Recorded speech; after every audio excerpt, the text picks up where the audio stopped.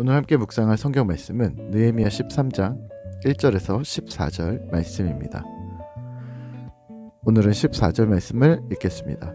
내 하나님이여, 이 일로 말미암아 나를 기억하옵소서. 내 하나님의 전과 그 모든 직무를 위하여 내가 행한 선한 일을 도말하지 마옵소서. 아멘. 오늘 함께 묵상할 주제는 퇴행입니다. 본문 13장은 느헤미야 마지막 장인데요. 느헤미야의 흐름을 보면 이렇습니다.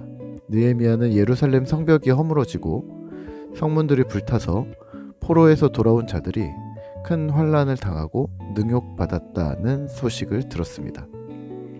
이 소식은 느헤미야의 마음을 움직였고 마음을 뜨겁게 했고 예루살렘으로 오게 만들었던 거죠. 여기가 1장, 2장입니다. 3장에서 6장까지의 느헤미야는 성벽을 물리적으로 재건합니다. 그리고 7장에서 10장은 이스라엘 백성들의 영적 부흥을 이끌어냅니다. 이들은 회개했고 결단했습니다. 그런데 문제가 있었습니다. 느헤미야가 잠시 페르시아를 다녀왔고 그 사이에 이스라엘의 영적 부흥과 현재까지 쌓아올린 이 모든 것들이 퇴행해 버렸습니다. 6절과 7절입니다. 그때에는 내가 예루살렘에 있지 아니하였느니라. 바벨론 왕 아닥사스다 32년에 내가 왕에게 나아갔다가 며칠 후에 왕에게 말미를 청하고 예루살렘에 이르러서야 엘리야십이 도비아를 위하여 하나님의 전뜰에 방을 만든 악한 일을 안지라. 아멘. 느헤미야는 유다 총독으로 부임하여 12년 동안 성벽 재건과 개혁 활동을 마친 후 잠시 페르시아의 수도 수상궁으로 돌아갔다가 다시 예루살렘으로 돌아옵니다. 며칠 후라고 하지만 그 기간은 일정 기간으로 학자들은 통상 1년 정도로 추정하고 있습니다. 여하튼 느헤미야가 돌아온 당시의 상황은 그가 지금껏 12년 동안 이스라엘의 영적 부흥을 위해 지금껏 쌓아올린 상황들이 퇴보해버린 것이죠. 성전을 지켜야 할 대제사장은 유다의 대적인 도비아와 사돈 관계를 이미 맺고 있었는데요. 성전 뜰에 있는 큰 방 하나를 도비아의 거처로 내어줍니다. 이미 대제사장은 암몬 사람 도비아와의 결탁이 있었고 거룩한 성전 기구 보관소를 하찮게 여겼습니다. 또 이게 왜 문제가 되냐면 이 방은 원래 소재물, 유향, 성전 기물, 레위인들의 11조 등을 보관하는 장소였는데요. 레위인에 대한 보호 의무와 직무 유지를 위한 활동을 지원하지 않았다는 것을 단적으로 볼 수 있는데요. 이런 대제사장의 타락은 백성들에게도 영향을 주었습니다. 백성들은 레위 사람들에게 주어야 할 11조, 곡물이나 포도주, 기름 등을 바치지 않았습니다. 생활고에 시달리게 된 레위 사람들과 찬양하는 자들은 생계를 위해 성전 직무를 포기하고 자기 밭으로 도망가 농사일을 합니다. 우선 성전 쪽이 엉망이 되었습니다. 하지만 성전뿐일까요? 백성들은 안식일을 거룩하게 지키겠다고 맹세했으나 이를 어겼습니다. 15절인데요. 안식일에 술틀을 밟고 안식일에 곡식단을 가져오고 농사일과 운반을 합니다. 16절인데요. 두로 사람이 각양 물건을 안식일에 팝니다. 이방 상인들이 들어오고 유다 백성들은 물건을 소비했습니다. 23절과 24절입니다. 유대 사람들은 아스돗, 암몬, 모압 여인들과 결혼했습니다. 느헤미야는 이 문제를 심각하게 여겼고 상인들이 들어오지 못하도록 성문을 닫았고 유대 민족을 책망했습니다.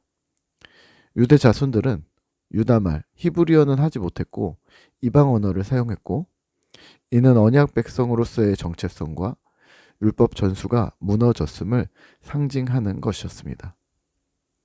25절입니다.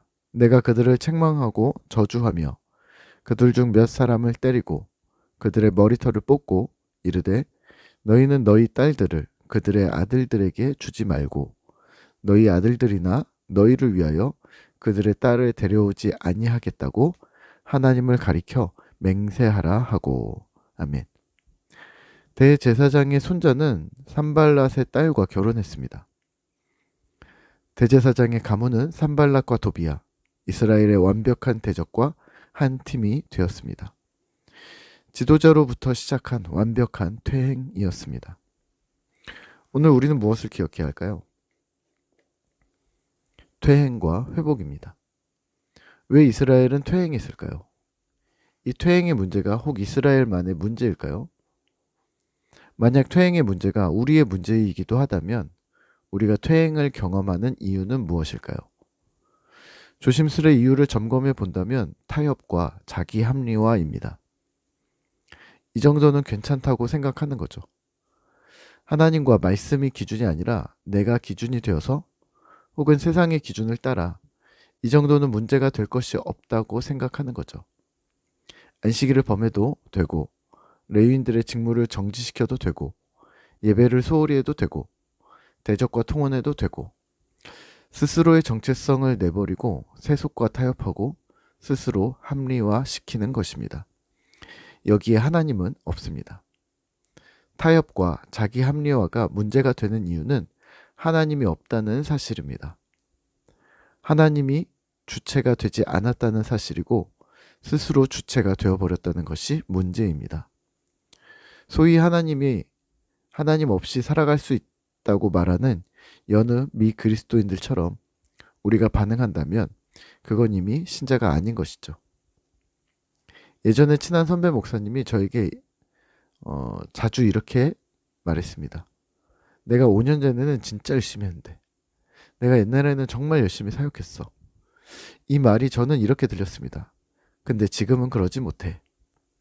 제가 너무 삐딱한 걸까요? 자기 합리화 때문입니다. 예전에는 열심히 했으니 지금은 열심히 하지 않아도 돼. 할 만큼 했잖아 라는 말처럼 들렸던 거죠. 지금 열심히 하지 않아도 될 이유? 지금 거룩하지 않거나 대충 살거나 말씀을 등지고 살아도 될 이유를 자꾸만 다른 데서 찾고 있다면 그건 자기 합리화입니다. 만약 우리에게 이런 일들이 벌어진다면 우리는 힘을 내어 정진해야 합니다. 내 삶의 영역에 하나님이 주인 되시도록 주님의 맡기신 사명을 감당하도록 주님의 거룩한 용사, 예수 제자로 살아가기 위해 힘을 내야 합니다. 바울이 디모데에게 이렇게 충고했죠. 디모데후서 2장 4절입니다. 군사로 모집된 자는 자기 생활에 얽매이는 자가 하나도 없나니 이는 자기를 모집한 자를 기쁘게 하려 함이라. 아멘. 내가 아닌 주님이 주인 되시는 삶으로 우리의 삶을 돌려놓으시죠. 그러면 할 일과 갈 길이 명확해집니다.